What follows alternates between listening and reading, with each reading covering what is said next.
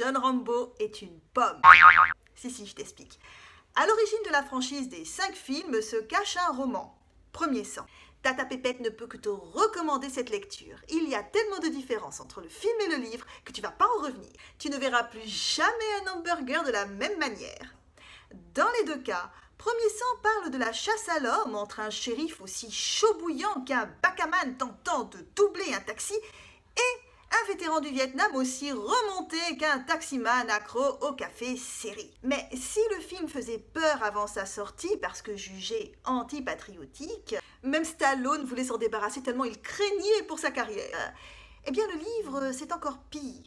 Il est passé de studio en studio avant l'adaptation. Parce que à côté de lui, le film, c'est de la gnognotte manichéenne et édulcorée. Rambo ne dégouline pas de testostérone et n'est pas prêt à défendre l'honneur des soldats rentrés du front. Ils m'ont traité de toutes les saloperies, ils m'ont appelé le boucher. Mais qui sont-ils pour me faire des prochains?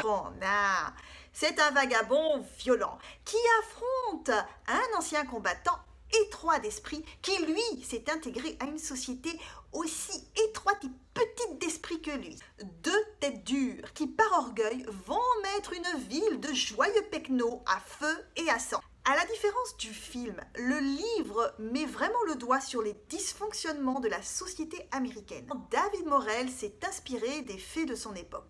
Des soldats qui rentrent du front traumatisés et qui ne sont absolument pas encadrés parce qu'ils ont perdu. Le pays a honte de cette défaite. On les évite comme on évite la cousine Aglaé aux réunions de famille depuis qu'elle est apparue sur les réseaux sociaux complètement sous l'eau. Elle a roulé sous la table quand même, hein.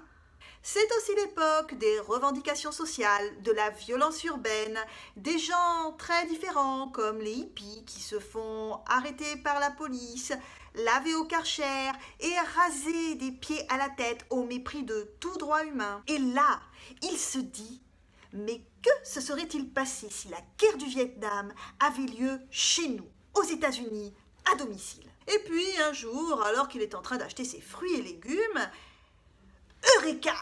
Il tient dans sa main une pomme de la variété Rambo. C'est le début de l'histoire. Bon, c'est pas parce que c'est une pomme qu'il faut lui casser les noisettes, hein.